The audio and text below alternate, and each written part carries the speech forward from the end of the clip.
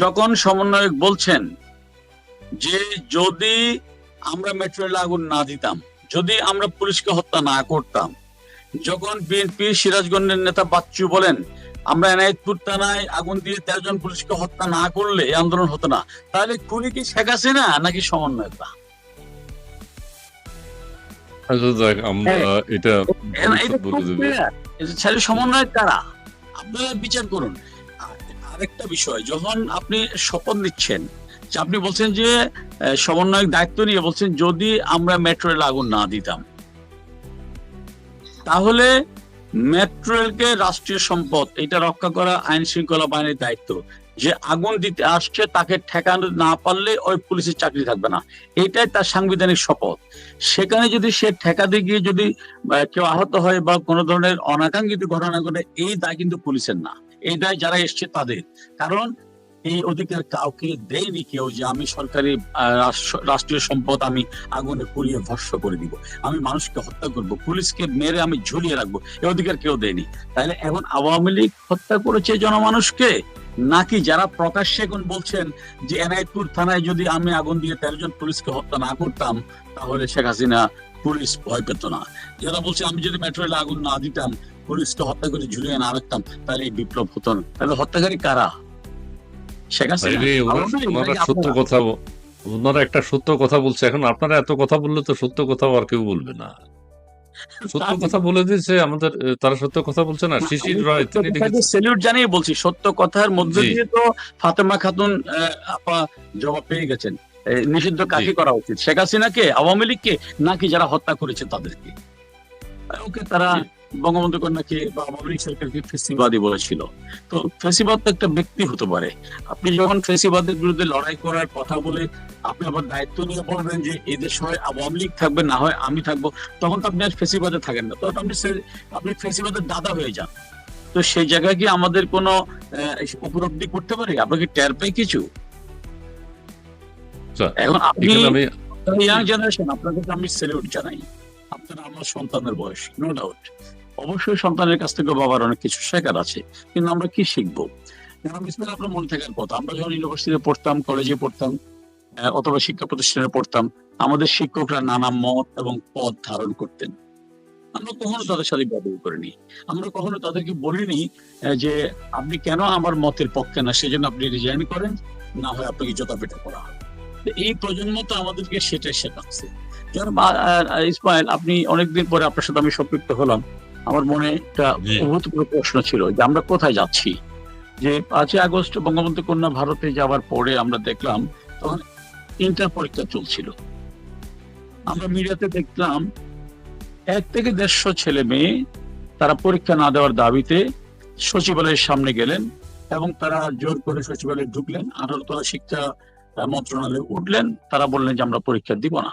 14 লাখ যেখানে পরীক্ষা, সেখানে সমস্ত 14 লাখ পরীক্ষার্থীর মতামতের তোয়াক্কা না করে 1 থেকে 150 বা 200 বা 500 ছেলের একটা মব জাস্টিসের মুখে তারা টোটাল পরীক্ষা বাতিল করলেন। আমরা এরপরে দেখলাম বাংলাদেশের শ্রেষ্ঠ কলেজগুলো, এই নটরডেম কলেজ থেকে শুরু করে প্রত্যেকটা কলেজের সাধারণ ছেলেমেয়েরা উইথ অভিভাবক রাস্তায় নেমে আসছে যে না, আমাদের সন্তানরা পরীক্ষা দিবে।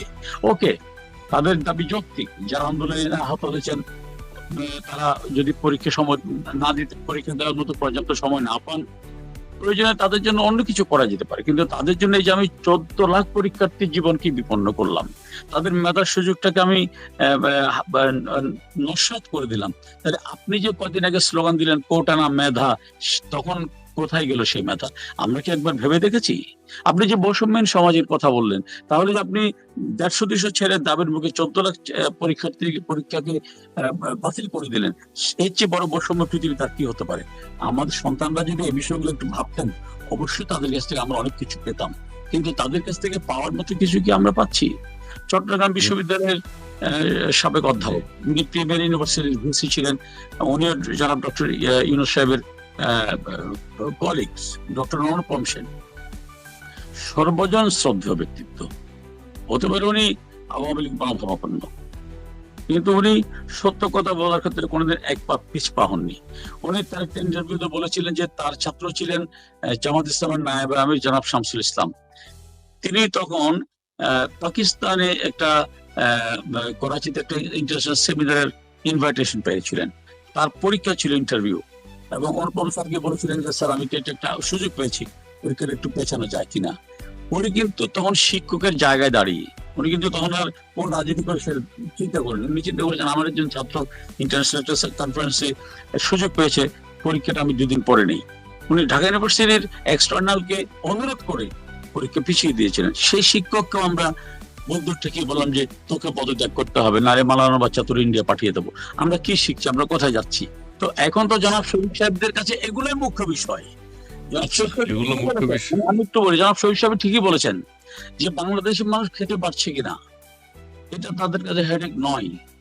বাংলাদেশের মানুষের মূল্যস্ফীতি কোথায় গিয়ে দাঁড়ালো এটা হেডেক নয়। 43 লক্ষ কার্ড আপনার বাতিল করে দিয়ে এই গরিব মানুষগুলো দুবেলা খেতে পারবে কিনা এদের কাছে এটা তাদের কাছে মুখ্য নয়। তাদের কাছে মুখ্য বিষয় হচ্ছে কি, যিনি বাংলাদেশটাকে উন্নতির সোপান তলে নিয়ে এসেছিলেন, সোপানে দাঁড় করিয়ে দিয়েছিলেন বঙ্গবন্ধু কন্যা, তাকে বিচার করতে হবে।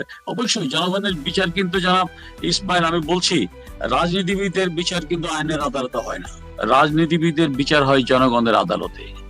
আইনের আদালতে রাজনীতিবিদদের বিচার হলে বঙ্গবন্ধুর ফাঁসি হয়ে যেত 69 সালে আগরতলা ষড়যন্ত্র মামলার সময়, কিন্তু জনতার আদালতে বঙ্গবন্ধু নায়ক ছিলেন বলেই তিনি ফাঁসির রজ্জু ছুঁড়ে ফেলে মানুষ তাকে নিয়ে নায়কের আসনে বসিয়েছিল।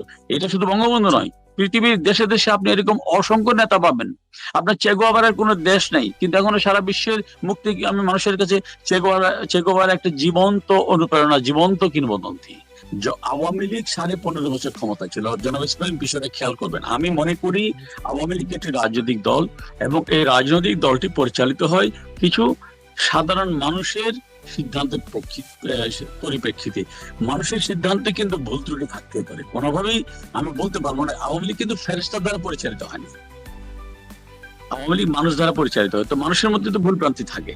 আমাদের নেতা ছিলেন বঙ্গবন্ধু, তিনি পার্লামেন্টে দাঁড়িয়ে বলেছিলেন মাননীয় স্পিকার, আমি মানুষ মাত্র ভুল হতে পারে, আমি শয়তানও নই, আমি ফেরেশতাও নই। ভুল করাটা অপরাধ নয়, ভুলকে আঁকড়ে ধরার চেষ্টাটা অপরাধ। আমি ওই জায়গা থেকে বললাম যে আওয়ামী লীগের ভুল ছিল না, সেটা তো আমি বলছি না, কিন্তু আপনারা ফেসিবাদ বলে আওয়ামী লীগকে তাড়িয়ে আজকে যে কথাগুলো বলছেন, হ্যাঁ, সেগুলো তো ফেসিবাদের যে কোনো সংখ্যাকে পাল্টে দেওয়ার মতো যথেষ্ট। আমার সেটাই বক্তব্য।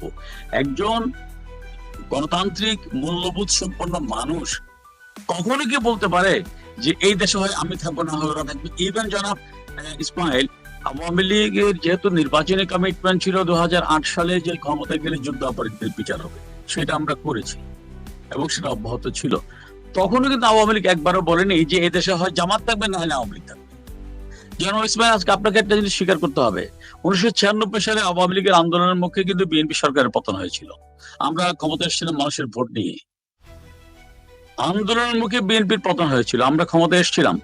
কিন্তু বাংলাদেশের 56,000 বর্গ মাইলের কোথাও বিএনপির অথবা জামাতের কোন নেতা কর্মীর বাড়িতে একটি ঢিল ছোড়েনি আওয়ামী লীগ।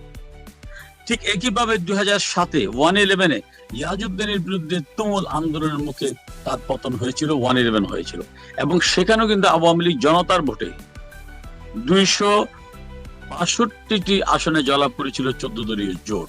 মাত্র 29টা আসন পেয়েছিল বিএনপি, 2টি আসন পেয়েছিল জামাত ইসলামী।